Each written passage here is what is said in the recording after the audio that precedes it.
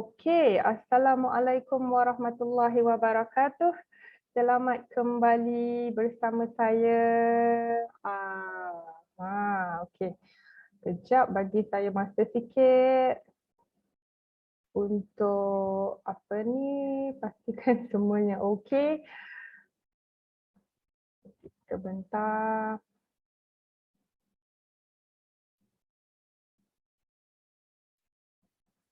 Alright.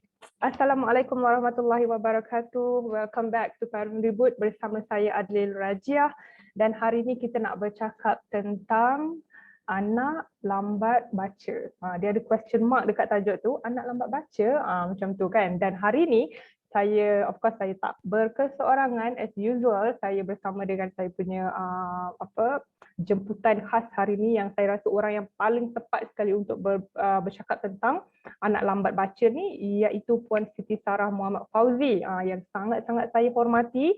Beliau merupakan seorang pengasas merangkap CEO Puan, syarikat Mami Happy Group, dan Mami Happy Group ni adalah pembekal barangan pendidikan kanak-kanak macam buku kanak-kanak, flashcard, ada banyaklah, ada alat bantu mengajar, ada permainan juga, dan yang terbaru ada komik pembelajaran. Itu yang paling saya sukalah. Dan ada lebih 500 produk yang harga dia bermula daripada RM1, dan masya-Allah produk yang produk bantu mengajar yang berbaloi ataupun yang mampu milik macam ni susah tau nak cari dekat luar sana, tapi Mami Happy Group ada produk-produk begini, dan saya rasa bertuah sangat dapat jemput Puan Siti Sarah bersama Parun Ribut hari ini untuk membincangkan tentang anak lambat baca. Alright. Dan Puan Siti Sarah, Assalamualaikum Puan Siti Sarah. Macam tu kan, apa khabar? Waalaikumsalam warahmatullahi wabarakatuh. Khabar baik, alhamdulillah. Thank you sudi luangkan masa hari ni kan. Dan Puan saya boleh panggil Puan Sarah je kan? Puan Sarah.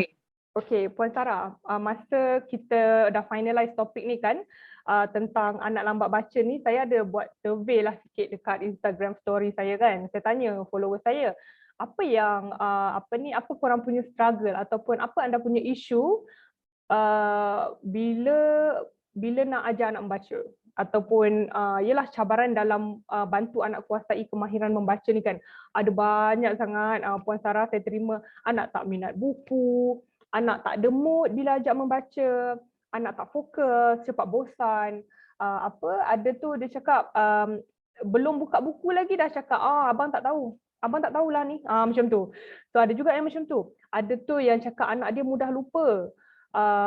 Semalam dah ajar, hari ni dah lupa dah, macam tak pernah belajar pula, macam tu, mudah lupa. Dan ada juga yang mengadu anak dia sentap bila ditegur kesilapan. Maksudnya ialah dalam proses belajar ni ada banyaklah kesilapan ni kan, anak dia kuat sentap pula. Ya Allah, macam manalah nak membaca kalau dah kuat sentap macam tu. Dan yang paling ramai saya terima adalah struggle ibu bapa nak ajak anak mengeja. Dia orang kata dulu kita belajar mengeja lain. Dan sekarang ni ramai guna phonics pula. Dah macam mana pula kan, dah tak reti. Macam tu. Itulah antara struggle yang ramai luahkan dekat Instagram story masa saya buat survey tu. Masya Allah, kita ada ramai hari ni. Puan Sarah, kita ada Nur Fatihah, Eziani Nabila, Siti Nazrah, Ayuni Saad. Waalaikumsalam, selamat pagi everyone. Okey, hari ini saya bertuang ada bersama dengan saya Puan Siti Sarah, pengasas Mami Happy yang sangat saya kagumi. Beliau merupakan orang yang bertanggungjawab. Saya rasa macam banyaklah sangat produk yang membantu anak-anak ni minat belajar, lebih-lebih lagi dalam menguasai kemahiran membaca. Dan hari ini kita nak bercakap tentang anak lambat baca. So ada banyaklah soalan yang saya dah sediakan. Saya sendiri yang sediakan untuk Puan Siti Sarah jawab hari ini, insya-Allah. So kalau Puan Siti Sarah dah bersedia, kita boleh mulakan dengan soalan ya? Boleh. Okey, insya-Allah. Dan kalau anda yang menonton hari ini ni ada soalan ke ada apa-apalah yang mungkin ada perkara yang anda nak kongsikan, pengalaman anda sendiri dalam mengajar anak membaca, boleh kongsikan di ruangan komen, insya-Allah saya akan bacakan. Dan kalau dia adalah soalan, saya akan tanya direct kepada Puan Siti Sarah, insya-Allah. So, Puan Sarah, yelah hari ni kan kita tengok budaya membaca ni macam yelah tak payah cakap anak lah, di kalangan orang dewasa sekalipun Kan di kalangan orang dewasa sekalipun membaca tu dah macam tidak lagi dibudayakan. Kan tidak lagi dibudayakan dan orang lebih suka baca phone daripada membaca buku atau bahan-bahan yang betul-betul ilmiah lah orang katakan. Jadi untuk anak ni kan Puan Siti Sarah, kenapa penting untuk anak-anak ni membaca? Silakan. Okay, terima kasih Puan Adli Rajiah. Okay, selama ni saya dengar nama je. So Alhamdulillah hari ni dah jumpa orang dia. Actually saya ada baca juga buku Puan Adli Rajiah. Oh, Masya Allah. Yang crayon pencil. Tajuk itu crayon pencil kan? Dan saya sangat suka lah baca sebab penulisan Puan adalah daripada hati. Daripada hati. So dia sangat buku-buku Puan memang best lah. Okay, saya dah baca lah buku tu. Alhamdulillah. So apa nama ni? So kita berbalik kepada soalan Puan. Pada hari ini saya memang happy sangatlah untuk share tentang topik kita iaitu anak lambat membaca. Okay, so sebenarnya topik membaca ni actually dia memang satu isu yang sangat hangat lah. Okay, pertama-tama sekali saya adalah Puan Siti Sarah, CEO syarikat Mami Happy, dan syarikat Mami Happy adalah pembekal barangan pendidikan awal kanak-kanak. Okay, jadi barang-barang kita terdiri daripada pelbagai lah, ada buku, ada mainan, ada flashcard. So topik kita pada hari ini adalah anak lambat membaca kan. So Puan Adli Rajiah tanya kenapa pentingnya anak nak belajar membaca kan. Betul. Okay. Saya rasa soalan ni memang very basic lah kita nampak kan. Cuma kita nak kupas isu semasa, saya rasa isu yang paling hangat ialah anak-anak masuk sekolah rendah tak pandai baca lagi. Kan, betul tak? Yang tu yang paling hangat lah. Sebab saya rasa kalau baby tu biasanya kita nak introduce je. Macam saya ada anak umur 1.5 tahun apa semua. So anak-anak kita yang baby biasanya kita bagi soft book, kita bagi mainan untuk introduce. Cuma yang agak kritikal sebenarnya bila anak masuk darjah 1 tapi tak boleh baca lagi. So dan benda ni saya rasa cikgu-cikgu sekolah rendah pun memang ramai yang bincangkan perkara ni. Especially cikgu darjah 1, darjah 2, darjah 3 kan. Kalau yang tahun 4, 5, 6 tak boleh baca lagi pening cikgu tu kan. So kat sini kita highlightkanlah kenapa pentingnya, sebab saya rasa ibu ayah semua tahu bahawa bila anak masuk darjah 1, kalau kita tengok silibus kan, dan isu sekarang yang hangat diperbincangkan juga adalah isu silibus, iaitu silibus tahun sekolah rendah ni susah. Kan, ramai cikgu yang cakap lah macam tu kan, sebab saya baca juga dekat Facebook dan sebagainya. Jadi anak kita sepatutnya bila masuk darjah 1, saya faham ada parent kata tak kisahlah anak boleh baca bila-bila pun, janji boleh baca kan. Contohlah orang kata kita zaman dulu tak heran pun darjah 4 pandai baca, sekarang dah jadi dah engineer lah, cikgu lah apalah kan. Okay, itu cerita dulu kan. So kita back macam reality zaman sekarang lah. Okay, reality dia bila anak masuk darjah 1, buku teks dia orang kata buka buku teks sains kan, subjek sains, matematik, ada arahan. Bila anak darjah 1 tak boleh nak baca arahan, so macam mana dia nak jawab soalan? Dia tak boleh jawab. Okay. Jadi Puan Adli Rajiah, saya ada 8 orang anak, 7 orang anak, nak masuk 8. Masya Allah. Alhamdulillah 7 orang anak, nak masuk 8. Dan anak-anak saya memang daripada kecil, saya ajar sendiri diorang membaca. Walaupun 4, 5, 6, saya memang hantar pergi tadika. Saya hantar pergi tadika kan. Dan Alhamdulillah majoriti anak saya bila masuk darjah 1, saya memang make sure kita punya effort lah sebagai parent kan. Walaupun kita kata tak wajib pun anak-anak darjah 1 nak kena pandai baca. Tapi kalau tak, kesian anak kita. Dia ketinggalan, dia tak faham pergi sekolah kan. So apa saya buat memang sebelum dia masuk darjah 1, sebelum first day dia darjah 1, saya make sure dia dah boleh baca. Paling kurang bahasa Melayu, bahasa Inggeris, itu basic lah kan. Bahasa Arab tak apa, kita boleh, mungkin masuk darjah 1 tu kita boleh slow. Maksudnya kita nak ambil yang urgent dululah. Ya, kata-kata yang paling penting bahasa Melayu. Jadi tujuan utama supaya anak kita tidak ketinggalan. Bila masuk darjah 1 tu dia tak adalah blur-blur apa semua. Maksudnya dan dia at least dia happy nak pergi sekolah. Cuba bayangkan anak kita darjah 1 masuk sekolah, cikgu bagi soalan matematik, buku teks matematik, ada arahan tapi tak boleh nak baca. Saya rasa sangat kasihan lah untuk anak tu. Cuma untuk ajar anak membaca ni panjang cerita dia. Dia bukannya bekerja yang bermula sehari 2 ataupun bukannya masuk tadika baru nak ajar. Actually nanti kita sembang dalam live ni. So dia memang bermula daripada baby lagi sebenarnya. Dan actually dia tak susah. Yang penting sebenarnya ialah kita sebagai ibu bapa kena ada asas untuk mengajar anak membaca. Ni Puan Adli Rajiah tak masuk lagi topik mana ni, saya sembang dulu kan. Saya sembang Saya sembang ni as a parent tau, saya bukan cikgu. Saya parent dan juga saya adalah peniaga yang jual produk pendidikan ni. Saya ingat anak sulung saya dah umur tahun ni 13 tahun.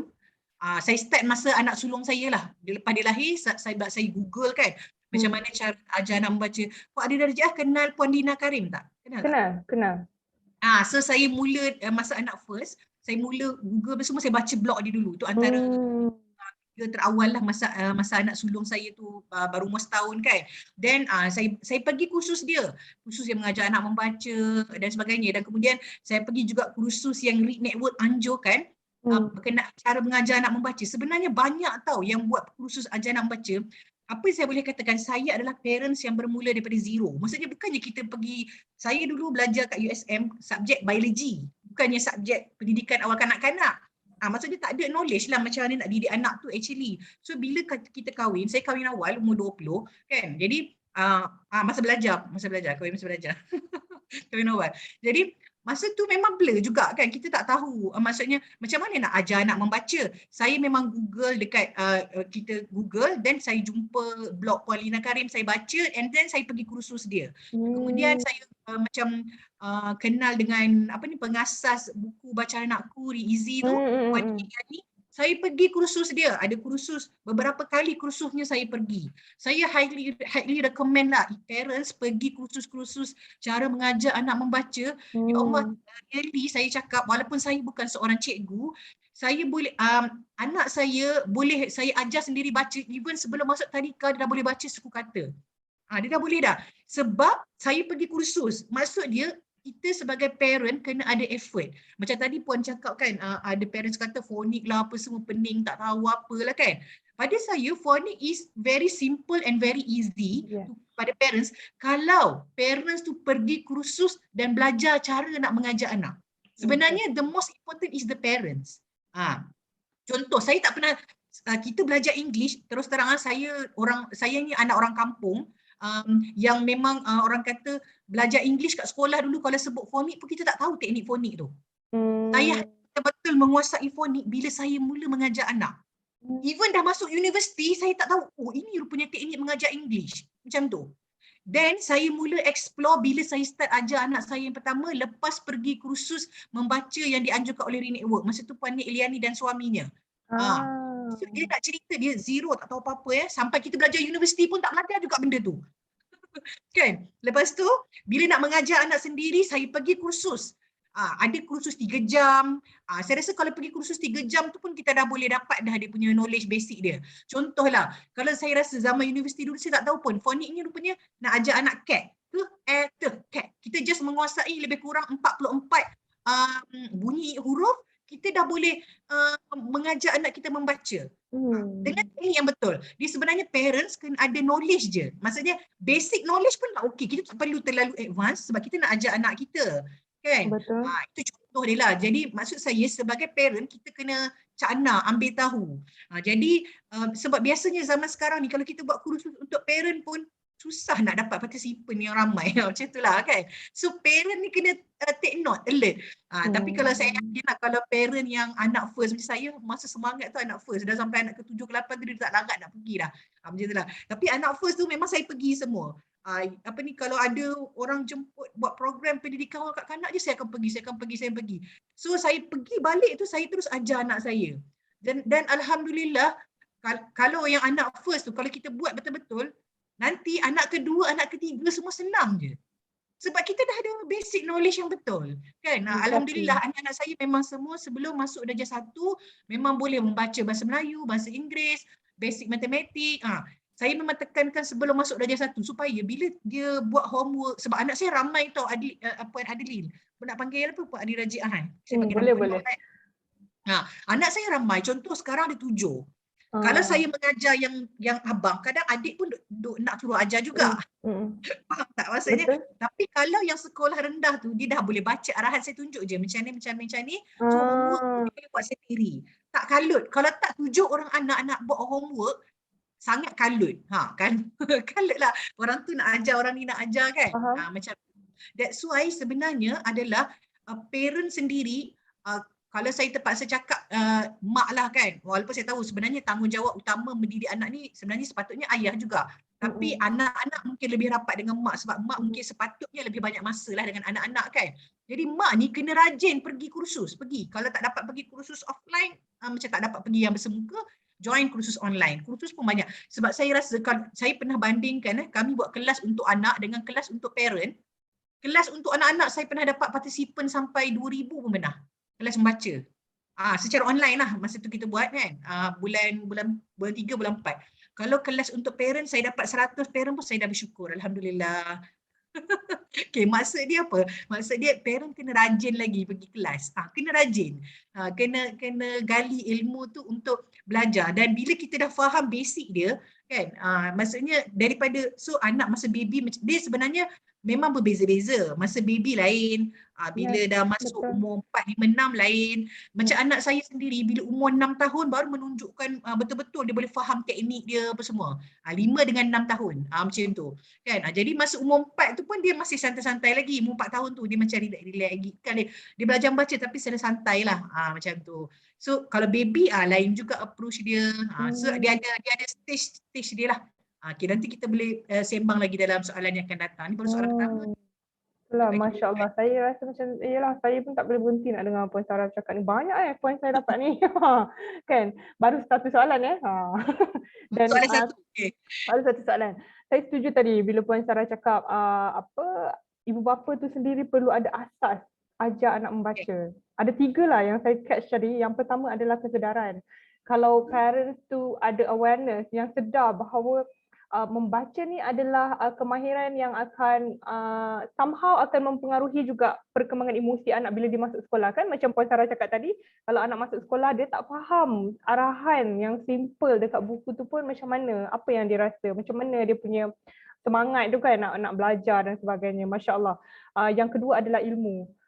Macam ya Allah, Puan Sarah, saya betul-betul kagum lah bila Puan Sarah sendiri yang pergi kursus kan, nak ada ilmu, nak ada asas untuk mengajar anak-anak. Itulah yang sepatutnya kan Puan Sarah, sebab saya rasa macam mana kita rasa ilmu tu penting untuk anak, sebenarnya ilmu tu juga penting untuk kita dalam mendidik anak. Kita tak boleh anggap yelah kita dah beranak, kita tahulah nak membesarkan anak tu macam mana kan, tapi sebenarnya hakikatnya tak. Membesarkan anak tu memang perlu ada ilmu yang selari dengan perkembangan anak tu kan. Kita kena always belajar. Saya salute Puan Sarah, to be honest. Saya pun tak sehebat tu saya rasa. Dan seterusnya adalah effort. So kesedaran, ilmu dan effort. Dan sebenarnya apa yang saya cakap ni telah menjawab soalan seterusnya, iaitu sepatutnya saya tanya Puan Sarah yang soalan kedua ni adalah apa yang ibu bapa perlu tahu dan apakah mindset yang betul untuk sebelum ibu bapa tu introduce kemahiran membaca pada anak. Dan inilah jawapan dia, Masya Allah Puan Sarah. Thank you so much. Dan kat sini sebenarnya dekat Facebook ni kita terima banyak komen, mungkin kita boleh baca beberapa lah untuk kita tahu apa respon daripada penonton kan. Okey, bukan. Oh, banyak ni. Dah tak tahu dah nak baca yang mana. Okey, Aziani Nabila tertarik dengan topik ni sebab jadi cikgu tuition untuk asas membaca. So nak korek ilmu banyak-banyak. Masya Allah. InsyaAllah anda akan dapat apa yang anda carilah dalam live ni, insyaAllah. Okey, betul Puan Sarah. Saya kesian ke anak-anak bila tak boleh membaca bila dah sekolah. Rasa anak tersisih dengan kawan-kawan. Dan sebenarnya bukan kita lah yang rasa, mak anak tu yang rasa kan, hari-hari dia pergi sekolah, hari-hari dia rasa tersisih kan. Yes, macam mana semangat tu. Dan kita of course, kita ibu bapa nak anak ni satu je, kita nak anak ni happy. Kan? Kat mana-mana kita campak pun, kat pergi sekolah ke, pergi babysitter ke, pergi pengasuh ke, pergi mana-mana, kita nak anak happy je sebenarnya. So kalau happy tu dia tak ada, macam manalah dia nak kuasai yang lain-lain tu kan. Okay, Fazlin Hulaimi, saya nervous, anak dah hampir 5 tahun, kenal ABC, boleh mengeja tapi tak pandai membaca lagi. Tapi tak pandai juga nak ajar anak membaca macam mana. Nak soalan tu boleh tak? Boleh, insyaAllah. Boleh. Fazlin, Puan Fazlin. Silakan, Puan Sarah. Okey. Puan Fazlin kata anak umur 5 tahun. Dia dah kenal ABC tapi belum boleh baca. Okey. Sebenarnya kalau ikut pengalaman saya dengan anak-anak saya memang menunjukkan 5 dan 6 tu yang betul-betul dia ready nak baca. Tapi dengan syarat sebenarnya kita dah introduce juga sikit-sikit masa dia baby, kan ada kenalkan dengan softbook, ada toys, ada permainan. Okey, masuk umur 5 dan 6 tahun, okey. Pertama sekali saya nak sentuh adalah parent. Parent kena tahu teknik membaca yang mana yang dia nak ajar anak. Okay, kita faham umur 5 dan 6 tahun, mungkin parent akan hantar anak pergi tadika, betul tak? Majoriti lah, kan? Paling kurang mungkin tadika kemas ke tadika mana-mana lah, tak kisah. Tapi walaupun kita hantar pergi tadika, saya pun hantar anak saya pergi tadika sebab saya walaupun bisnes, saya kira bekerja lah juga kan, sebab ada 40 orang staff, jadi kerja saya macam orang 8 pagi 5 petang juga. Macam tu lah, lebih kurang lah kan. Cuma apa yang ibu, bila anak masuk umur 5 tahun, okey, saya bagi contohlah bahasa Melayu. Okey, bahasa Melayu untuk ajar anak membaca dia ada beberapa kaedah. Contoh fonik ada kaedah dia. Lepas tu kita ada suku kata, ada kaedah dia. Lepas tu dia ada mengeja. Saya letak 3 dululah. 3 ni yang orang panggil teknik yang basic. Okey, parent kena kuasai mana-mana kaedah membaca yang dia rasa dia confident nak ajar anak dia. Dia kena. Saya bagi contoh contoh mudah je. Contoh, rasanya nak guna kaedah fonik lah. Kalau jujurnya saya guna fonik. Saya lah dia tak ada salah mana-mana, nak guna suku kata boleh, nak guna mengeja boleh. Yang penting kita parent memang tahu detail dia cara guna kaedah tersebut. Mesti tahu detail dia. Dan kita yang kena decide lah nak guna yang mana kan? Kita kena decide dulu kan. Sebab bila kita dah decide, then saya cakap macam hari tu, saya dah decide, then saya pergi kursus, kadang-kadang ada kursus mengajar kaedah fonik 3 jam, saya pergi. Saya pergi, balik tu, sebenarnya pergi kursus ni kalau macam saya pergi masa anak first je. Bila anak kedua, anak ketiga dah boleh guna ilmu yang sama, so ilmu tu tak pernah rugi pun. Itu yang satu kelebihan dia. Maksudnya, anak ada 7 orang, ilmu yang kita belajar masa anak first tu, membaca ni, zaman berzaman, kaedah tu boleh pakai. Saya bagi contoh puan, contoh dia, kalau kita langsung tak tahu kaedah fonik membaca bahasa Melayu kan, macam mana kita nak tahu anak kita boleh eja perkataan bar, B-A bar. Kalau fonik dia kawan dengan A jadinya bar. Kita akan tunjuk 2 kad, minta maaf saya tak bawa kad, kan? Kad huruf B dan huruf A, B, kawan dengan A jadinya bar. Macam itulah. Kita boleh buat benda tu. Even kalau kita tahu kita nak guna kaedah fonik, kaedah fonik ada lagu dia tau. Ada lagu macam kalau Puan Umi Ilian ni dia introduce Abu Ada Ayam, kan? Beruntung hari ni sebab saya promote kaedah fonik. Tapi saya nak bagi contoh je ni. Maksudnya suku kata pun ada, bagus juga suku kata. Macam kami dekat Mami Happy ada buku Anakku Bijak Suku Kata yang dihasilkan oleh Puan Ashikin. Dan Puan Ashikin dia memang ada lagu dia. Jadi kena kuasai mana satu yang kita suka. Parents tu kena decide dulu. Bila parent dah decide dan dah tahu, baru dia boleh tahu nak guna buku yang betul. Baru dia boleh tahu macam malam-malam, mungkin lepas maghrib kita lekit 5 minit ke 10 minit ke 15 minit untuk ajar anak kita setiap malam. Kalau boleh memang masa tu kena tetap. Contoh lepas maghrib kan, pukul 8. So pukul 8 je, adik jom belajar dengan mama, 5 minit je. Kalau adik dah baca, mama bagi apa-apa. Contoh nak bagi stiker ke benda-benda kecil-kecil macam tu kan. Okey. Jadi bila parent faham kaedah, sebenarnya sangat mudah untuk kita ajar dan kita tahu buku apa nak guna. Sebab kadang-kadang yang masalah yang saya dapati, parent dia beli buku macam-macam kat pasaran. Buku kat pasaran ada macam-macam. Orang tu jual ni, orang ni jual ni. Tapi dia tak faham kaedah. Dia tak faham apa-apa. Dia tak tahu. Macam dia jadikan dia beli buku, lepas tu dia ajar je ikut suka hati dia. Sedangkan fonik ada cara dia, suku kata ada cara dia, mengeja pun ada cara dia. Jadi decide dulu. Itu penting sebab saya rasa ramai yang tak berapa aware tentang perkara ni. So saya sangat tekankan kalau parent wajib tahu kaedah membaca yang betul untuk anak. Pilih kaedah membaca, pergi belajar kursus, dan boleh ajar anak setiap malam 5 minit ke 10 minit. Ajar sendiri itu lebih baik, lebih berkat. Lebih baik, lebih berkat kan. Dan insya-Allah kalau anak tu pergi tadika, walaupun pergi tadika, balik kita boleh revise je. Macam tu. Boleh orang panggil ulang kaji je. Dan insya-Allah bila baik umur 6 tahun tu kita akan nampak progres anak tu laju, memang laju. Macam tu. Sebab bila saya anak saya pergi tadika, bila balik saya ajar dia boleh 4-5 muka surat tu dia happily je nak baca dengan kita. Seronok sangat. Dan satu lagi penting juga ibu ayah yang hantar anak pergi tadika, dia kena tahu cikgu kat sekolah guna kaedah apa. Yes. Saya bagi contoh, anak saya Tadika Al-Baghdadi, dia memang guna kaedah fonik kat sekolah, memang guna bacaan aku dengan easy. So jadi balik tu saya follow je apa yang cikgu buat. Maksudnya saya ambil buku anak saya tadi, Furqan belajar buku berapa? Contohlah, Umi bacaan anakku dah buku 8. So Umi ambil buku 8, Umi ulang kaji buku 8. Cuma saya ada buku-buku daripada Mama Happy banyak kan. Jadi saya akan top up lagi, macam bila Sabtu Ahad saya buat aktiviti guna Smart Wheel, guna bahan-bahan bantu mengajar yang lain tu kan. Itu Sabtu Ahad. Kita buat macam sekejap-sekejap je, 5 minit ke 10 minit je. So first thing first, parent mesti tahu kaedah mana yang nak guna bila anak umur 5-6 tahun.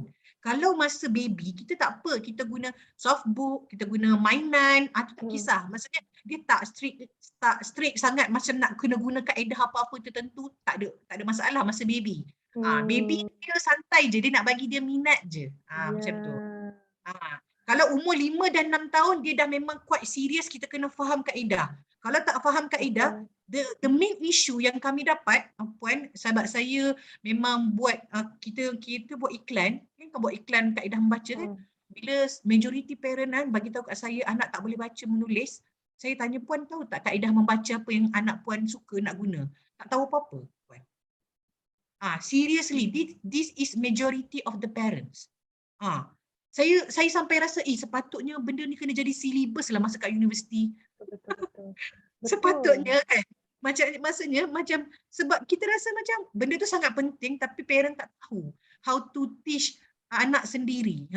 Macam jadi benda yang paling penting ialah parent tu dulu kena ada kesedaran. Ni macam kalau kita nak kahwin, kursus kahwin kan Puan.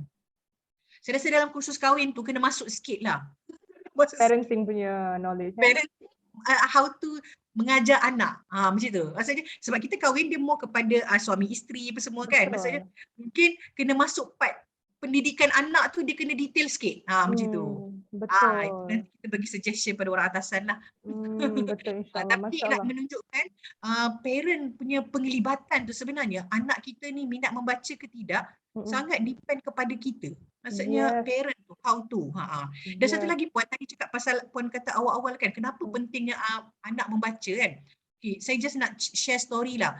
Kalau masa saya kecil-kecil dulu, bila kita dah belajar membaca, kita akan keluarkan satu idea baru, nak buat sesuatu yang baru berdasarkan apa yang kita baca. Saya bagi contoh ya Puan, masa kecil-kecil dulu, saya suka, kan saya dah baca, lepas tu saya buat majalah sendiri tau Puan. Sebab tu agaknya dah sekarang ni boleh buat buku sendiri kan. Nak cakap dia, saya buat majalah sendiri, masa tu saya darjah 1, darjah 2, darjah 3 kan kita dah baca kan. Saya buat contohnya buku, contohnya rumah saya, lepas tu saya gunting daripada surat khabar, gambar-gambar, objek-objek, lepas tu kita buat macam tampal pada buku tu. Kita come with something new bila kita dah belajar baca tu. Faham tak Puan? Maksudnya anak kita ni, kita bagi projek kat dia. Contoh, awak dah pandai baca bila masuk umur 7-8 tahun, ambil surat khabar, ambil majalah, okey, buat buku sendiri. Ajar dia how to more kreatif untuk menghasilkan sesuatu. Sebab kita takut sekarang ni anak gadget. Bila gadget, apa yang diorang dapat bila gadget tengok TV screen, diorang hanya menerima. Betul. Tak Puan? Dia hanya terima je. Dia dapat game, dia main game. So dia tak ada macam buat something new yang dia boleh buat. Saya bagi contoh, kenapa kami buat projek komik Puan Adli Darajat, apa nama ni? Sebabnya macam ni, sebenarnya kami tengah buat satu komik, kita orang nak buat satu projek yang mana anak-anak sekolah rendah ni, dia boleh buat komik dia sendiri based on dia belajar apa sekolah. Contoh dia belajar subjek sains, tajuk graviti. Dia buat sendiri komik tapi berdasarkan apa yang dia belajar kat sekolah. Macam tu. Kita nak sampai tahap macam tu. Maksudnya dia boleh create something new. Bukan just dia baca, lepas tu dia terima. Dia baca, dia terima. Tapi dia tak boleh nak keluarkan something new. Macam tu. Sebab kita, macam saya bila buat bisnes kan, kita bila buat bisnes, kami tak boleh buat benda yang sama yang macam ada kat pasaran. Kami kena sentiasa create something new. Kena ada innovation terhadap produk kan.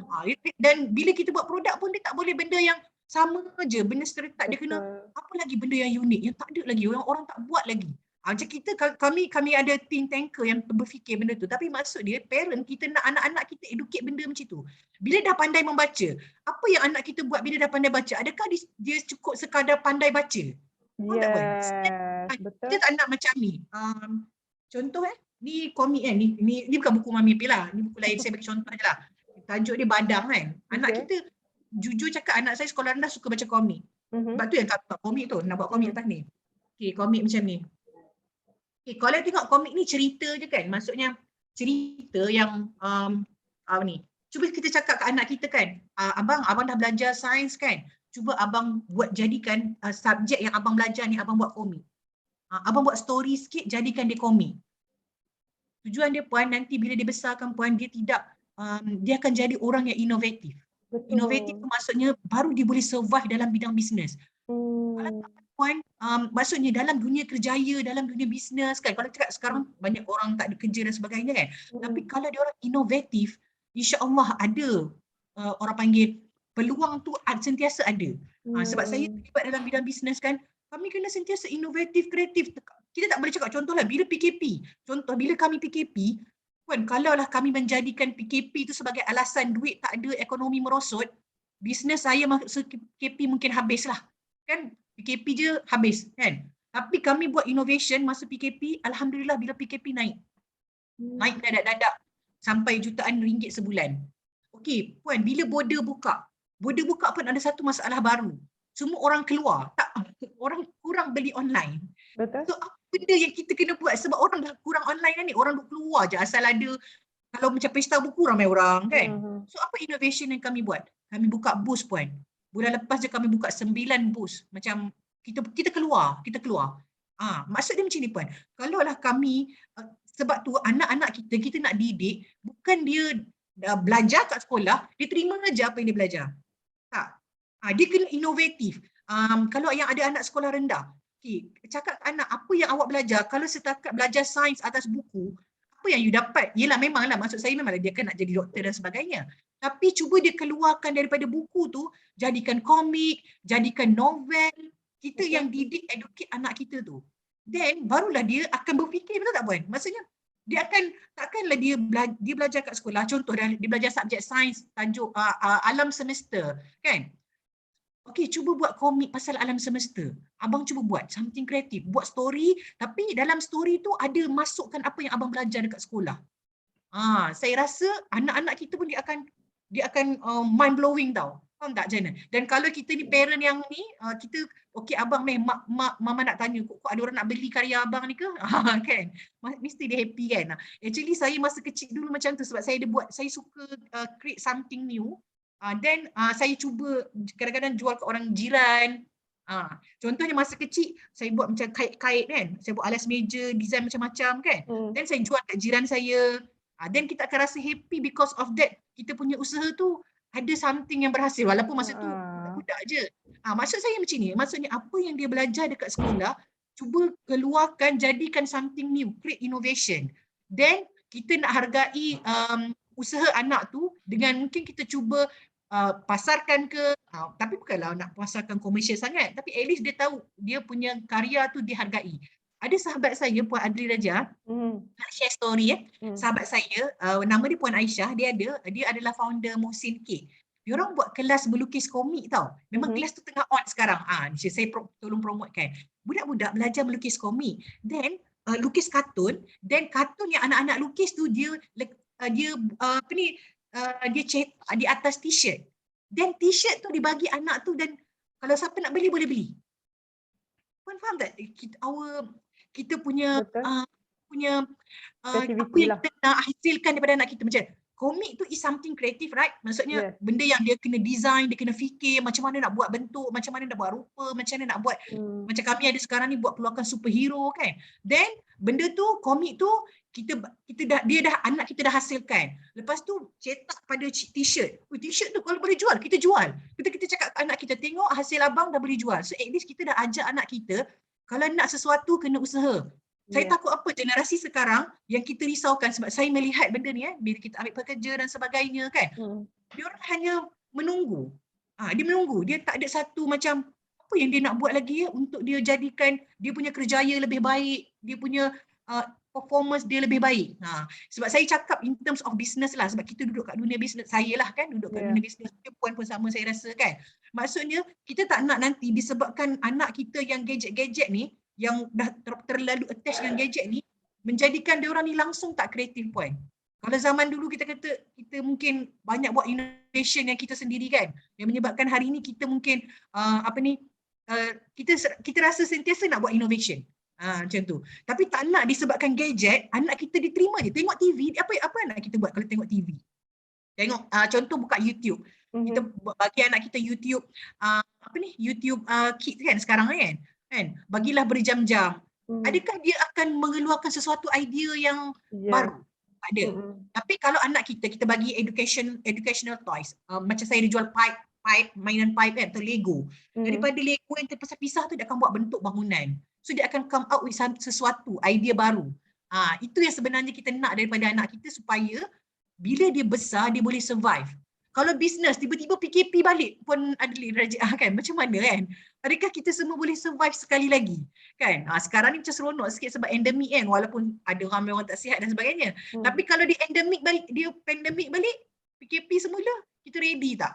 Kita nak buat apa? Kita nak tiba-tiba sekarang kan harga that's why saya kata macam contoh sekarang ni harga minyak naik kan? Harga minyak naik, harga ayam naik kan? Apa kita nak buat? Kita nak cakap anak kita apa? Takkan kita nak ajar anak kita makan gaji. Nanti dia tak boleh nak survive semata-mata. Kita kena ajar anak kita, okey nanti you kena tahu cara nak cari duit. Kalau tak ada duit, macam mana nak cari duit? Nak berniaga macam mana? Saya jual buku RM1 tu pun ada Raja. Ramai ejen-ejen saya, anak-anak dia orang jual buku RM1 tu dekat kawan-kawan. Komik RM1 tu. Pada saya is something good because anak-anak berusaha. Dia berusaha. Kita nak ajar anak kita sekarang bukan sekadar menerima. Dia kena berusaha untuk buat sesuatu yang inovatif, yang kreatif. Dan kita memang dah kena ajar anak kita macam mana kalau dia nak survive, kalau dia tak ada kerja, dia nak bisnes macam mana. Kalau zaman dulu kita mungkin cakap, okey saya belajar bisnes masa kat universiti umur 18 tahun, masuk universiti baru buat bisnes. Sebab saya kahwin awal, that's why saya buat bisnes. Maksudnya lepas dah kahwin tu kita fikir mestilah takkan nak harap duit parent lagi kan. So aku kena berniaga kan. Tapi saya rasa pada pandangan saya, kalau anak-anak kita zaman sekarang yang kita ada ni, kita boleh ajar basic bisnes. Dengan cara macam tu lah kan. Maksudnya bukanlah nak suruh dia gila sangat buat bisnes ke tak. At least basic lah. Basic tu dia tahu, dia contohnya dia kata dia nak beli something. Mama, I nak beli mainan ni best. Okay, nak beli mainan ni boleh kena usaha. Okay, cuba adik try jual ni. Tapi tak nak sampai ganggu pelajaran dia. Maksudnya kita nak ajar dia untuk dia dapat ke sesuatu, dia kena berusaha. Dan dia kena kreatif, inovatif macam mana dia nak berniaga kan. Macam itulah, itu contoh lah.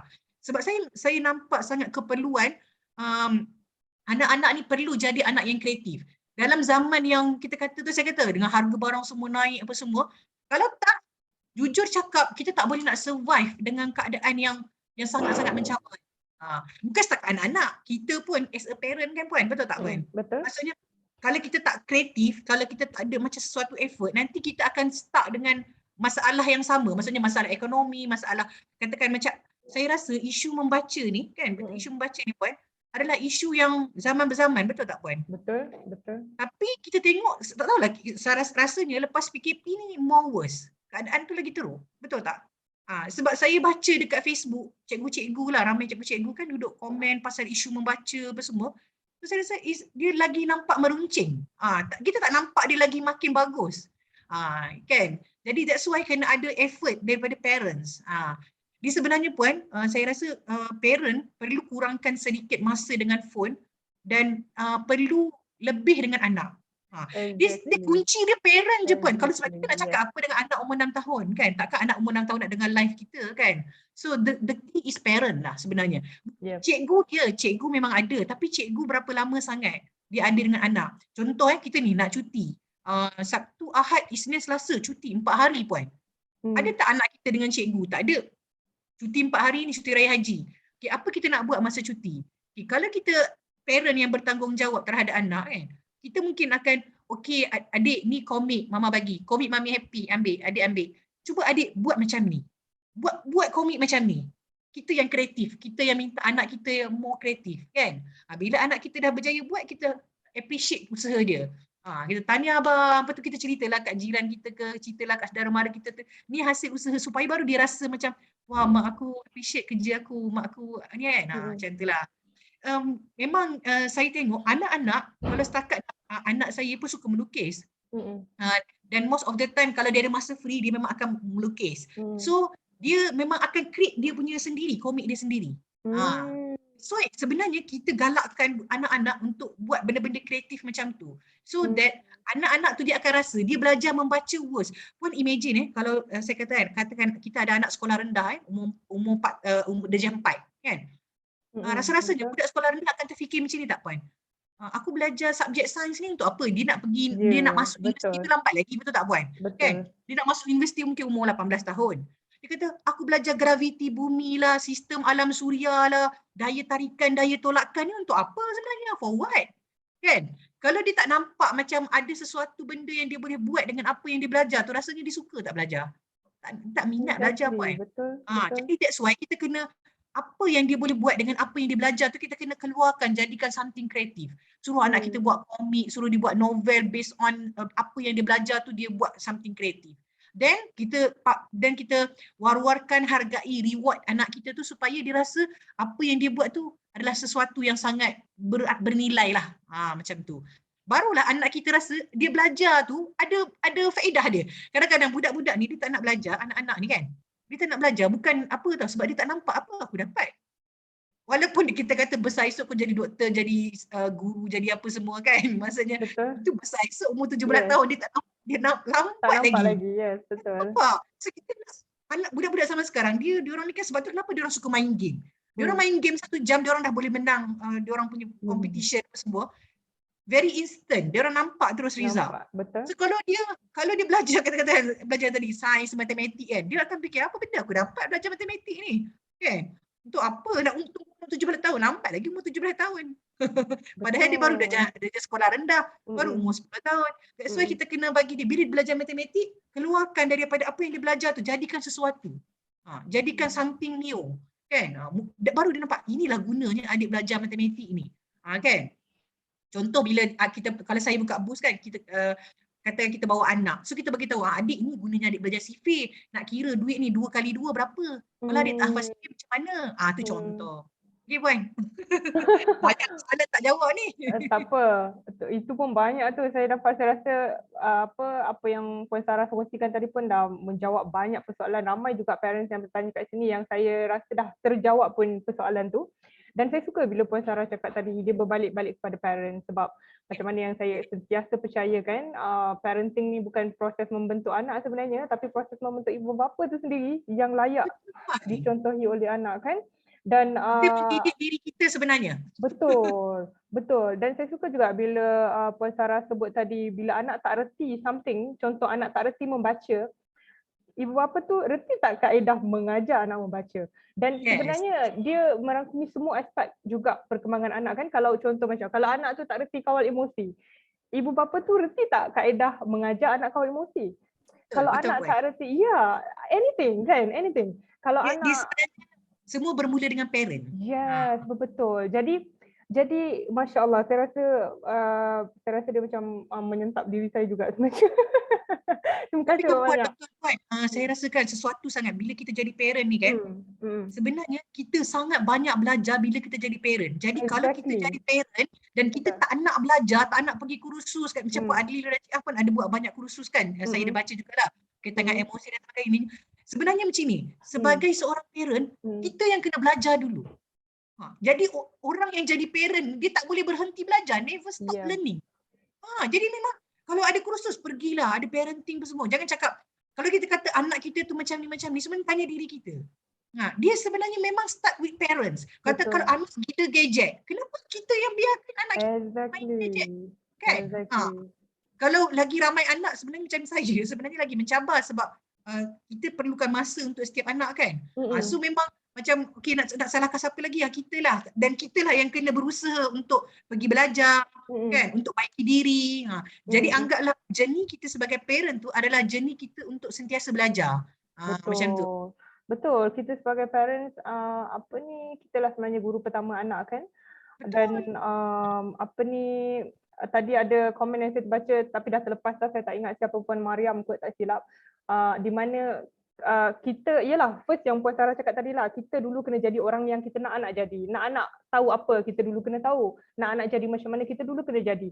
Dan jadikan itu, Puan Mariam tadi, tak silap saya lah yang komen tadi, nama dia Puan Mariam, dia cakap kita jadikan, macam bila kita jadi guru pertama anak ni, kita lah yang mengajar, kita lah first cikgu yang mengajar anak ni membaca. Secara kita tak sedar, ilmu yang kita turunkan anak itu adalah jariah juga. Maksudnya kan, dia pahala yang berpanjangan, di mana Betul. macam Puan Sarah cakap tadi, dengan kemahiran membaca sahaja anak boleh expand lagi the knowledge kan, buat komik ke, ilmu bisnes ke, apa sahaja. Dan itu adalah ialah jariah yang berpanjangan, di mana anak gunakan ilmu yang kita turunkan kepada dia, walaupun kita ajar tu mengeja BA bar sahaja, but it is the knowledge yang anak dapat daripada kita yang diamalkan sepanjang hidup dia, Masya Allah. Dan apa tadi yang saya suka juga Puan Sarah highlight tadi, di mana apa yang cuba kita fikirkan, apa yang anak boleh buat sekarang based on knowledge yang dia belajar sekarang. Betul, Bukannya adik kena belajar ni, nanti pandai bila besar jadi apa-apa kan. Anak ni, saya rasa anak ni memang adalah makhluk yang living in the now tau. Diorang tak hidup semalam, diorang tak hidup esok. Diorang memang 100% fully, wholly living in the now. Maksudnya living in the moment. Di mana kita tak. Di mana kita always living in the future. Sebab kan? tu saya dapat ramai parent juga, cikgu yang beritahu kat saya. Kalau tanya cita-cita anak zaman sekarang apa, pergilah sekolah rendah. Dekat budak-budak umur darjah 3, darjah 4, darjah 5, darjah 6 tu nak jadi apa. Dan satu lagi jawapan dia orang, nak jadi YouTuber, nak jadi influencer. Kenapa? Because yang diorang tengok sekarang. Yang diorang nampak sekarang. Kenapa diorang tak nampak nak jadi doktor, lawyer contohlah kan, ataupun cikgu, engineer kan? Kenapa diorang nampak benda-benda tu? Kenapa diorang nampak YouTuber? Kenapa diorang nampak influencer? Because diorang menghadap gadget every day. Yes. Dan kalau ada pun anak yang cakap doktor ke cikgu ke apa, sebab diorang nampak mungkin parents diorang adalah cikgu. Mungkin parents diorang adalah doktor. So hanya berdasarkan ilmu yang mereka ada pada ketika itu. Bukan exactly mereka feel like, okay, I want to be a doctor sebab nak selamatkan orang lah apalah. Betul Puan. Kan. Jadi kita, bila sebab saya ada anak sekolah rendah kan, ada 4 orang anak sekolah rendah sekarang. Sekolah menengah seorang, anak sekolah rendah 3, darjah 6, darjah 4, darjah 2. Okay. Itu yang kalau kita kata kita suruh anak kita belajar just because of nak jadi cikgu, nak jadi engineer, doktor dan sebagainya, dia termotivate pun. Langsung tak. Betul. Tapi kalau saya kata adik kata contohlah Kaulah belajar subjek sains kan. Jadi subjek sains kalau belajar ni, kalau buat komik. Kan? Okay, hari ni topik ni kalau buat komik, kalau buat cantik-cantik, Umi nak tengok. Kalau buat nanti bila kalau dah buat siap-siap, kalau cantik mungkin Umi boleh jual. Sampai saya cakap macam tu. Saya kata kalau cantik, maksudnya bila dah jadi elok kan, benda tu boleh jadi sesuatu betul. Dia macam dia baru dicuba nak faham benda tu sungguh-sungguh apa semua. Sebab dia nak nampak hasil tu now, sekarang. Kau nak cerita dia jadi saintis nanti umur 20 lebih tu nanti. Betul. The most important, that's why misalnya anak kita macam ni, dia nak tahu, dia belajar benda ni sekarang, apa dia dapat nampak sekarang. Macam tu. Betul. Jadi kita kena do something. Okay, awak belajar ni, ini yang awak akan dapat. Nanti adik boleh baca ni. Kan? Kalau macam anak kita yang mungkin tadika, kan? Contohlah buku ni. Kan? Adik suka tak kalau boleh faham cerita ni? Ni contohlah ni buku Kamil, buku Mami Happy kan. So kata, jadi adik belajar sungguh-sungguh dengan mama, nanti adik boleh baca sendiri banyak buku macam ni. Buku-buku macam ni best sangat. Macam itulah contohnya. Maksudnya, anak kita bila kita nak motivate dia belajar, dia nak tahu apa dia akan dapat pada masa ini. Bukan 10 tahun lagi, 20 tahun lagi tu terlalu lambat untuk dia. Itu anak-anak zaman sekarang lah. Jadi kalau yang maksudnya, kalau sekolah rendah pun macam tu juga. Kalau yang anak kita umur 13 tahun, kalau tanya anak-anak form 1 sekarang, kalau kita jumpa anak yang tingkatan 1, macam anak Puan umur berapa yang paling besar? 11 kan, sekolah rendah lah kan. Sama juga saya rasa, kalau sekolah rendah ke sama juga. Macam sebab saya ada anak umur yang 10 tahun, benda yang sama juga. Maksudnya dia sentiasa bertanya macam tu lah. Apa dia dapat kalau dia belajar benda ni sekarang? That's why kita kena tahu output dia apa. Dia belajar matematik, output dia apa? Apa dia akan dapat? Apa bini? Sarah, saya teringat kalau anak-anak sekolah rendah ni kan, Dia kalau dia tak nampak kenapa dia kena berlatih membaca ke belajar apa saja, kalau dia tak nampak apa, dia macam tak ada mood tau. Tapi bila tiba-tiba cikgu dia cakap atas sekolah, dia kata okey, cikgu nak pilih 10 orang yang yang mungkin tahu membaca atau rajin membaca untuk masuk pertandingan bercerita. Oh, masa tu Yes, berkobar-kobar. betul Puan. Berkobar-kobar Betul sebab Puan. dia dapat tahu okey, kalau aku baca 10 buku mungkin habiskan buku ke apa, dia dapat something.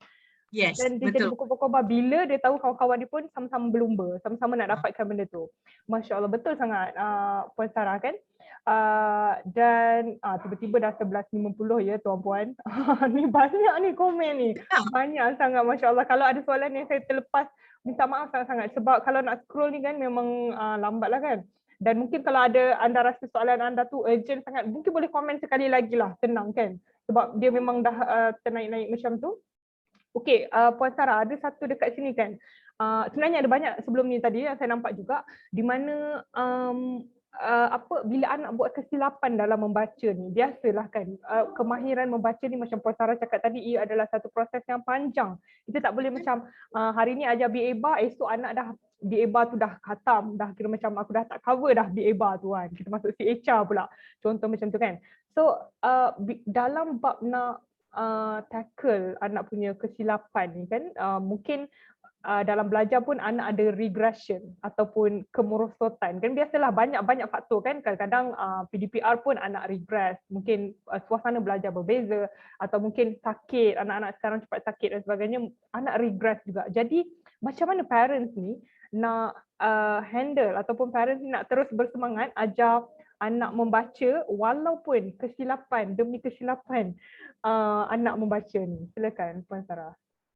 okey, maksudnya Puan, Puan boleh ulang balik semua soalan saya tadi ada orang tanya saya Okey. soalan lain. Boleh ulang balik semua Boleh, soalan boleh. Okey, macam ni. Bila anak buat banyak salah lah. Bila anak buat banyak salah. Kan anak salah tak reti atau semalam dah ajar, hari ni buat silap yang sama. Jadi macam mana parents ni nak bantu, satu nak bantu anak lah terus bersemangat walaupun dia tahu dia buat banyak salah. Kalau anak ni tahu dia buat banyak salah kan, dia macam sometimes dia rasa betul. down, tak semangat dan sebagainya kan. Okey. Jadi macam mana satu parents ni nak tolong anak ni terus bersemangat walaupun dia buat salah, dan satu lagi parents tu sendiri. Macam ni dia nak handle kesilapan anak. Kadang-kadang parents tu yang tak sabar. Bila semalam mama dah ajar, hari tu mama dah ajar, kenapa tak kerti-kerti lagi macam tu kan. So silakan Puan Sarah. Okey Puan, menarik soalan Puan. Pertama sekali pada saya lah, betul macam Puan cakap sebelum ni, parents kena pandai kontrol emosi. Sebenarnya dalam apa jua situasi, kita memang kena bijak mengawal emosi.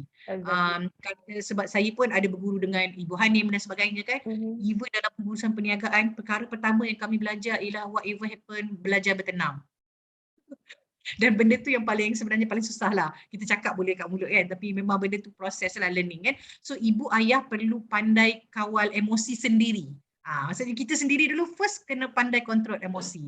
Okay, then katakan anak kita buat salah, lambat, tak faham-faham kita ajar. Pertama, jangan sesekali blame atau salahkan anak. Jangan blame dia. Awak ni apa bodoh lah, contohlah kan. Jangan blame dia. Okay, jangan salahkan dia. So pada saya as a parents, kita kena selalu motivate je dia. Motivate. Kalau dia berjaya, reward dia. Kalau dia salah, tegur dia secara baik. Tapi never blame, never nak label-labelkan anak ni bodoh ke, anak ni apa ke, tu tak boleh nak buat. Sebagai parent kita tak boleh buat macam tu. Kan? Sebab anak-anak ni kalau kita sekali kita cakap contohlah kau ni bodoh lah, kau ni apa-apa kan, dia akan ingat sampai ketua takutnya. Kan kita risau macam tu. So jadi pertama parent kena kontrol emosi. Kedua, jangan blame atau salahkan anak. Sentiasa motivate anak. Dan kemudian kita cuba bantu anak tu, maksudnya parent ni, that's why parent ni dia memang kena betul-betul kenal anak tu supaya dia tahu macam mana kalau anak dia buat salah, dia tahu macam mana nak bantu anak dia. Macam tu. Sebab setiap anak tu dia punya kelebihan dan kekurangan dia tu berbeza-beza. Kan? Macam saya bagi contoh anak saya yang lelaki yang sulung lain dia punya kelebihan dia. Kan? Anak yang kedua lain, yang perempuan. Dia setiap anak tu dia berbeza-beza. Jadi kita sebagai parent nak kena tahu cara nak bantu anak. Yang penting dia sini je dalam parent ni, macam tadi kita bagi tahu, ibu bapa ni dia tak boleh berhenti belajar dan dia tidak boleh pernah berputus asa terhadap anak dia. Macam mana pun anak tu. Maksudnya walaupun anak tu anak istimewa. Saya adik-beradik saya 8 orang. 8 orang Puan. Jadi dalam 88 macam-macam cerita. Orang pertama macam ni, orang kedua macam ni, orang ketiga macam ni kan. That's why apa yang saya nampak ialah sebagai parent, macam mana pun anak tu, pandai ke, tak pandai ke, ataupun anak istimewa yang kita rasa orang lain pun tak pandang anak tu, jangan sesekali berputus asa. Jangan sesekali putus asa as a parent. Kita sentiasa kena, kita tahu anak kita tu adalah anak yang istimewa, anak yang sangat Allah bagi pada kita tu sebagai satu anugerah, kan? Walaupun kita tak nampak dia pandai akademik, walaupun kita tak nampak contohnya besar esok nanti dia kaya raya bagi duit kat kita pun, kadang-kadang mungkin anak yang tak pandai tu akan jaga kita ke dan sebagainya. Maksudnya parent ni dia tak boleh sesekali salahkan anak, dia tak boleh sesekali berputus asa terhadap anak. Itu yang paling penting. Maksudnya dia proses parent ni, dia proses belajar tu never stop. Dia sentiasa, kita akan sentiasa, oh bila anak kita sampai stage ni, macam ni pula kita belajar. Anak kita dah umur sekolah menengah, benda lain pula yang kita belajar. Macam tu. Setiap stage tu dia ada proses dia. Betul. Puan Sarah cakap tadi kan, apa kita jangan pernah berputus asa dengan anak kan. Saya teringat ada seorang ibu kepada 3 orang anak OKU. Dia ibu tunggal dan dia jaga anak OKU. Saya pernah cerita ni sebelum ni, tapi saya teringatlah sebab Puan Sarah cakap jangan pernah berputus asa dengan anak, di mana ada seorang ibu tunggal, dia jaga 3 orang anak OKU yang tak boleh berjalan, tak boleh bercakap. Dan bila orang tanya, tak susah ke jaga 3 orang anak OKU ni? Jawapan dia mesti sama. Dia cakap, orang nampak saya ada 3 orang anak OKU, tapi yang saya nampak saya ada 3 jalan ke syurga. Masya Allah, perspektif tu kan, perspektif. Yang ibu-ibu hebat ni memang perspektif mereka berbeza, di mana macam mana pun lah bentuk rezeki anak tu datang, dia masih melihat anak itu sebagai jalan ke syurga. Apatah lagi kita yang mungkin anak-anak normal, anak-anak tipikal ni kan, jauhlah lebih. The key kunci dia sebenarnya dalam kehidupan ni, kan, sebagaimana kita memandang sesuatu perkara. Walaupun benda tu datang kita nampak macam buruk, kan, macam nampak menyusahkan kita kan, tapi maksud dia macam mana kita pandang sesuatu perkara tu yang akan menentukan. Contohlah saya ada anak kan 7 orang dan sekarang ni pregnant 6 bulan. Kalau orang kata teruknya, kesiannya, saya tak demik tau puan, saya tak demik. Masya Allah, orang boleh kata itulah, kalau orang boleh katakan, orang cakap macam mana yang buat bisnes lagi, tahu ada 40 orang pekerja, miss saya punya kerja banyak lah, kerja bisnes saya banyak, kerja rumah saya banyak, dua-dua banyak. Tapi dan kita tahu bila anak ramai ni cerita dia macam-macam juga. Anak ni macam ni, anak tu macam tu kan. Lepas tu pekerja ramai pun cerita dia macam-macam juga. Kan? Maksudnya ada 1001 cerita yang perlu kita hadap setiap hari. Tapi apa benda, kadang-kadang memang macam-macam benda perkara berlaku. In the end saya akan cakap, macam mana saya pandang sesuatu perkara tu yang akan menentukan bagaimana benda tu kita rasa. Macam tu. Maksudnya kalau kita ada anak yang ramai, anak kita akan buat perangai macam ni kan. Tapi kita senyum je. Macam memang kita rasa macam contohlah, anak ni pergi tumpahkan air. Anak ni seorang menjerit, contohlah kan. The most important is macam mana kita pandang. Kita yang kena, dalaman kita ni kena, okey bertenang, ini biasa, ini saya selalu motivate diri saya sendiri. Faham tak macam mana? Memang kadang-kadang bila berlaku benda tu, contoh rumah bersepah, kita akan rasa nak marah semua orang apa semua. Sebenarnya kita dulu bertenang. Macam mana kita memandang sesuatu itu, itulah yang akan menentukan bagaimana kita boleh mengendalikan perkara tersebut. Walaupun benda tu nampak berat. Puan. Walaupun orang rasa, macam anak dia ramai-ramai dia boleh handle ke? Tu contohlah kan. Macam tu. Maksudnya dia simple je. Kita pandang benda tu dengan rasa macam insya-Allah aku boleh handle. Tenang je. Macam tu. Walaupun masa kejadian tu rasa macam berapi juga kan. Masya-Allah, ibu yang hebat ni Puan Sarah. Memang saya Puan Sarah doakan semua yang menonton ni termasuk saya dapatlah kebaikan, ataupun saya kira tu super power tau. Orang yang calmness ni is a super power sebenarnya, sebab dengan calmness ataupun bila kita dengan bertenang kita waras tau sebenarnya. Once calmness kita hilang ataupun ketenangan kita tak ada, mulalah datang dia punya bodoh tu. Mulalah kita buat benda bukan-bukan kan.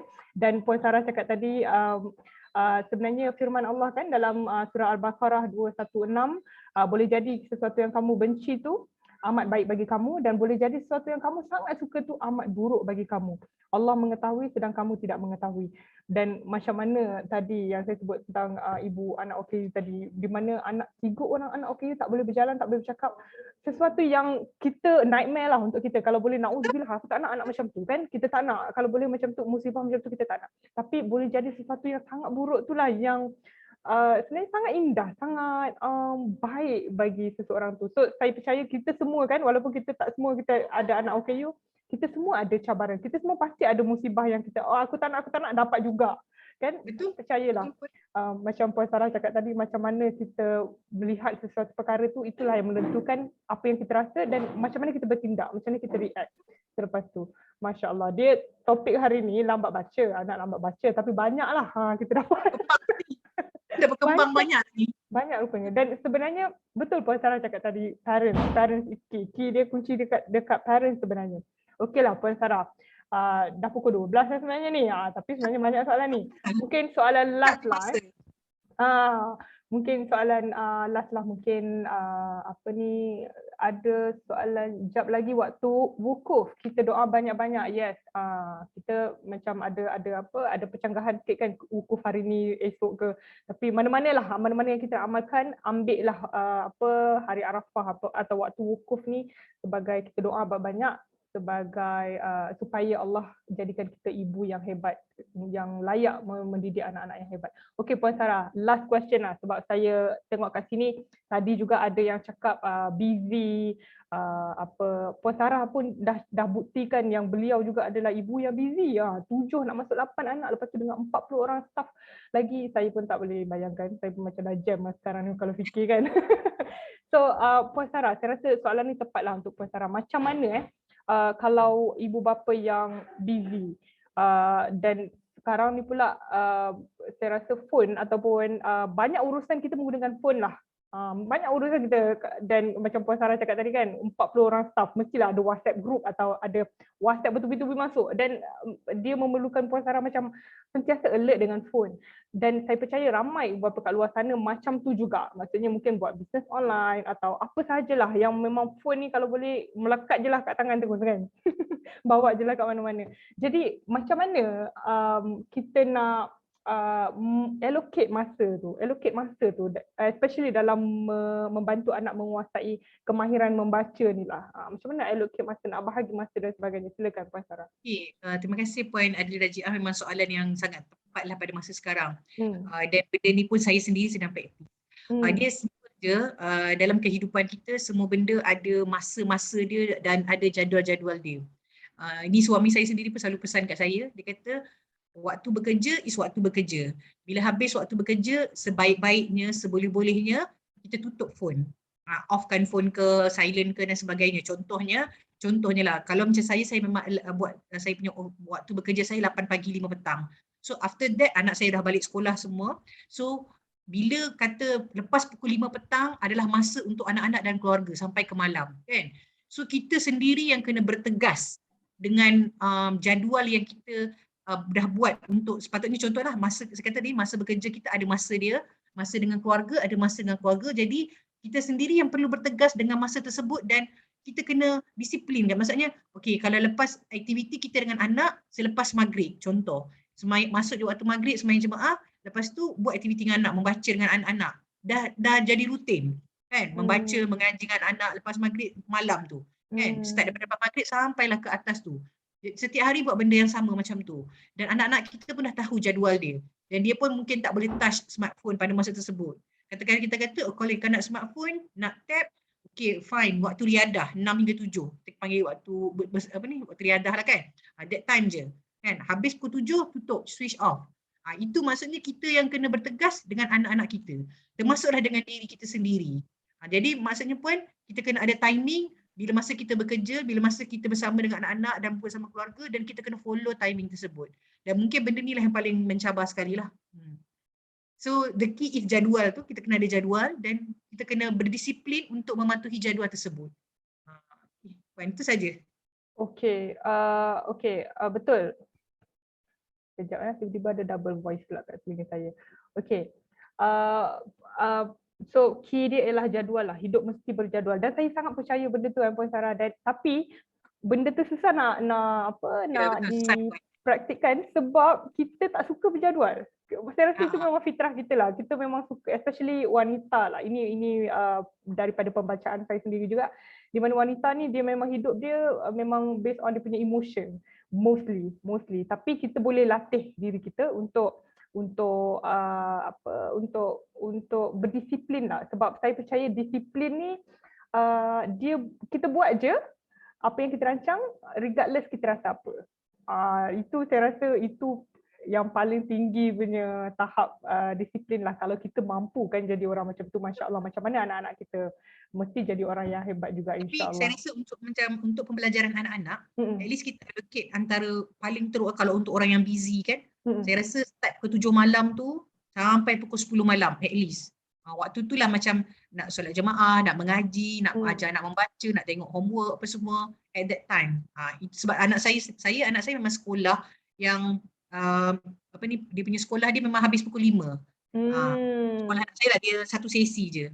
Jadi memang so dia balik tu dia akan rest dulu, dia nak main ke nak apa ke sampai pukul 7 je.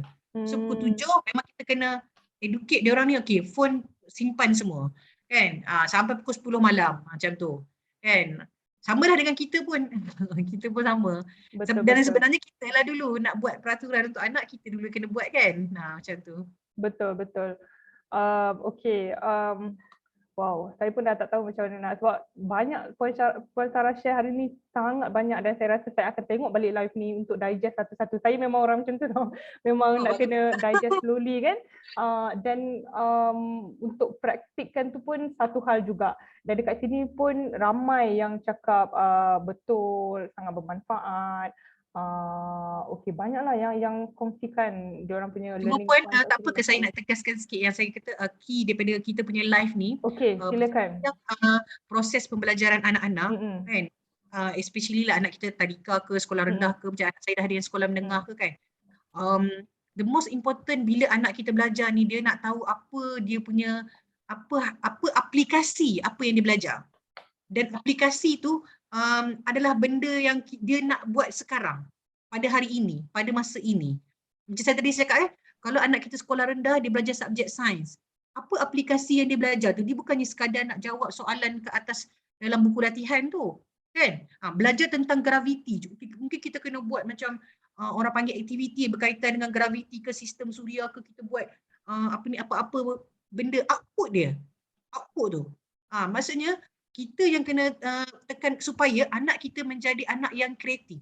Macam contohnya saya kata tadi, dia belajar matematik, mungkin dia boleh buat satu komik macam mana nak ajar, macam mana nak belajar matematik. Dia, anak kita sendiri, kita educate dia untuk mengeluarkan satu innovation daripada apa yang dia belajar.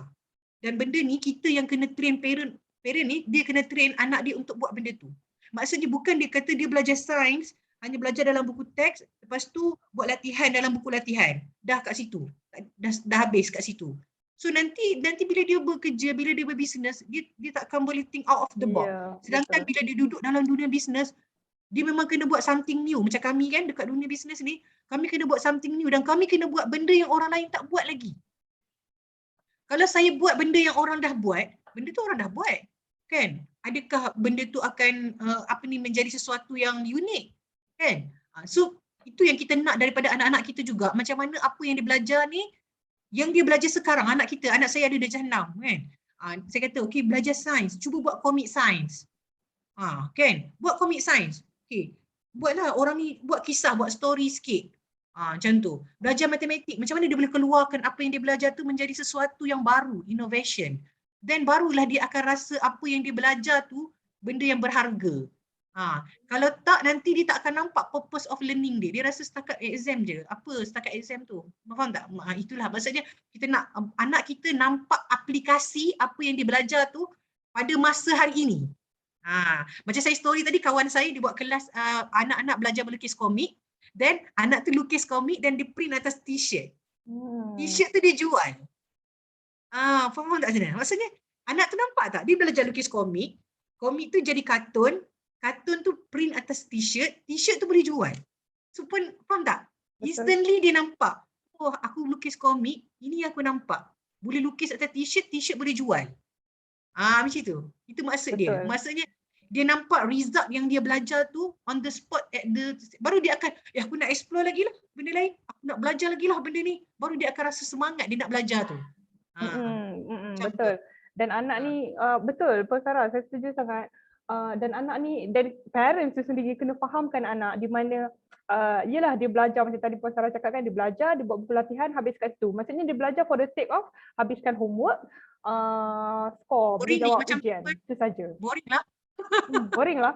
Dan Boring. sebenarnya betul, Langsung. sebenarnya parents kena tahu apa saja yang kita ajar anak ni bukan untuk anak tu hidup di sekolah atau di rumah tau. Untuk anak ni hidup di dunia luar tau. Untuk anak Ya. ni hidup di dunia luar dan untuk anak ni hidup tanpa kita. Yes, betul Macam Puan. mana? Saya Macam setuju. mana nak ajar tu? Dan kalau kita ada mindset tu, kita dalam mengajar anak ni kita betul-betul bersungguh-sungguh dan bukan hanya meletakkan apa asalkan siap homework ataupun atau asalkan boleh jawab ujian dan sebagainya kan. Masya Allah, betul.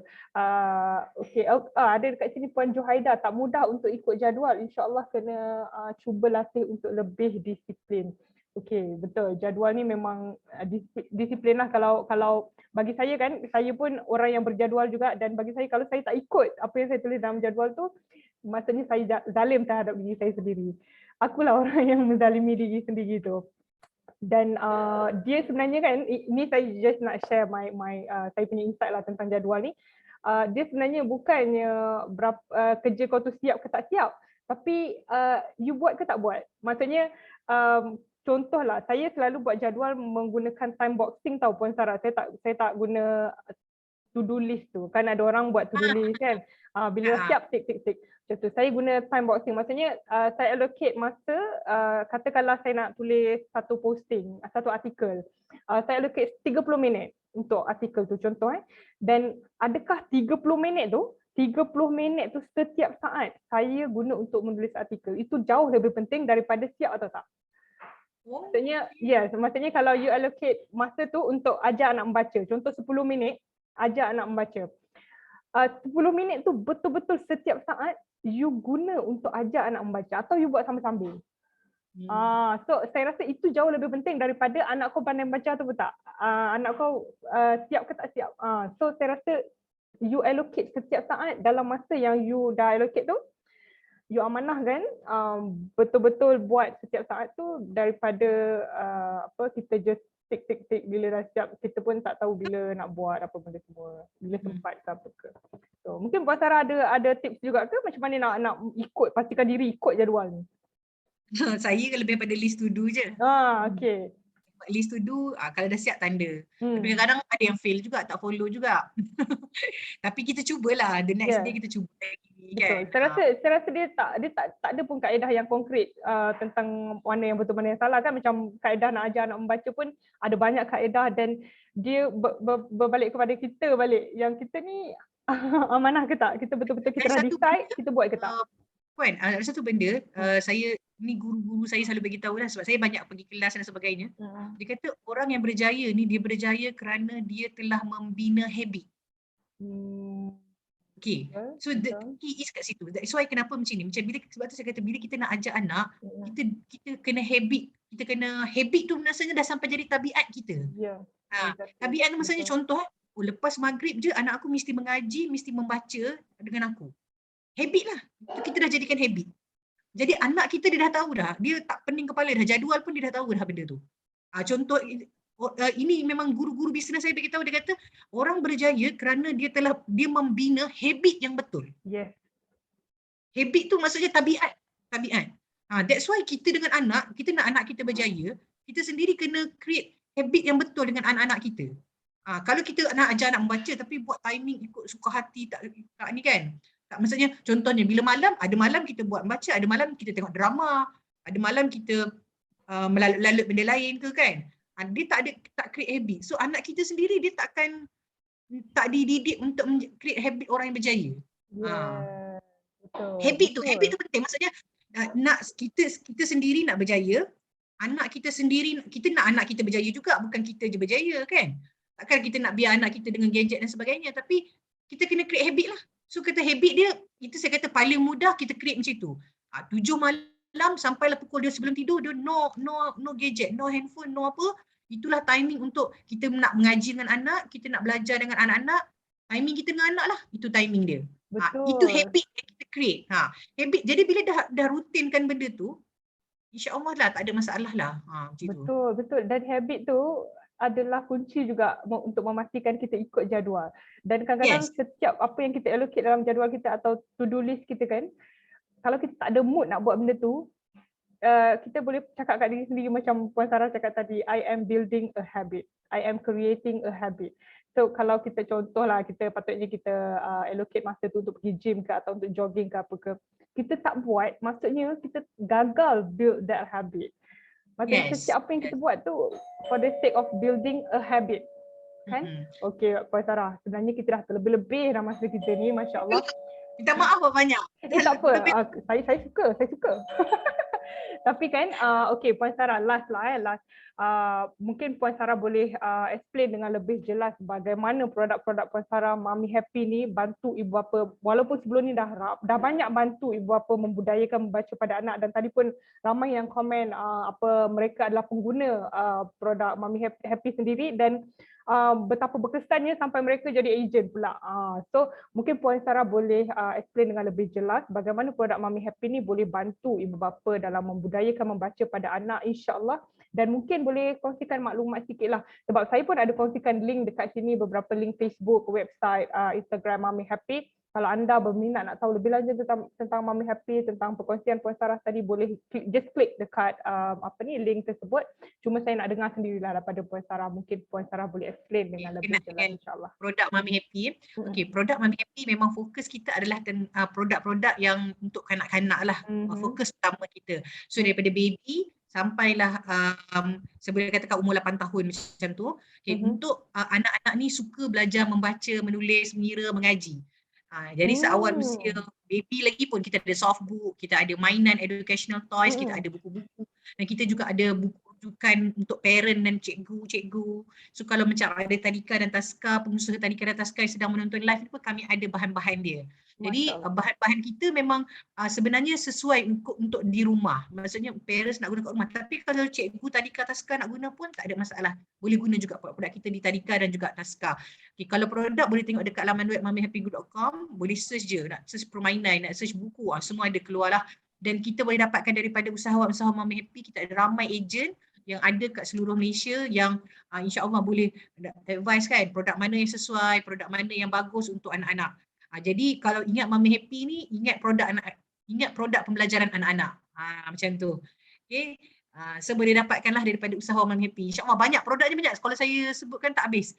Boleh tengok dekat website mamihappygroup.com. Ada dekat website pun. Betul. Saya pun dah pin, dah komen dekat ada Facebook, ada website dan sebagainya. Dan banyak juga kalau ialah ramai kat sini yang usahawan Mami Happy berdaftar apa semua. Mungkin boleh rujuk juga orang-orang yang yang ejen-ejen boleh dapatkan dengan usahawan Mami Happy. Yes. Okey, terima kasih banyak Puan Sarah untuk perkongsian yang saya kira sangat practical, very insightful dan very mind blowing sebenarnya. Saya sebagai orang yang memang dalam bidang parenting pun dapat banyak sangat perkara. Saya percaya orang yang menonton hari ini pun dapat banyak sangat Saya punya projek Puan, anak-anak sekolah rendah, sebab anak saya dah 3-4 orang sekolah rendah. Saya punya projek memang saya suruh anak saya buat komik berdasarkan apa yang dia belajar dekat sekolah. Saya keluarkan, saya suruh dia outputkan. Sebab tu yang saya tekankan dalam live ni. So saya kata parents, anak kita belajar apa kat sekolah, suruh dia keluarkan, outputkan benda tu. Jadikan komik, jadikan bahan-bahan pembelajaran, jadikan something yang mungkin kalau dia orang boleh jual, kalau tak boleh jual pun tak apa. Benda yang kita boleh simpan, buku scrap ni, ada zaman sekolah dulu buat buku scrap kan. Maksudnya jangan terbatas apa yang anak kita belajar sekadar dekat buku teks dan buku aktiviti latihan tu. Exactly, betul.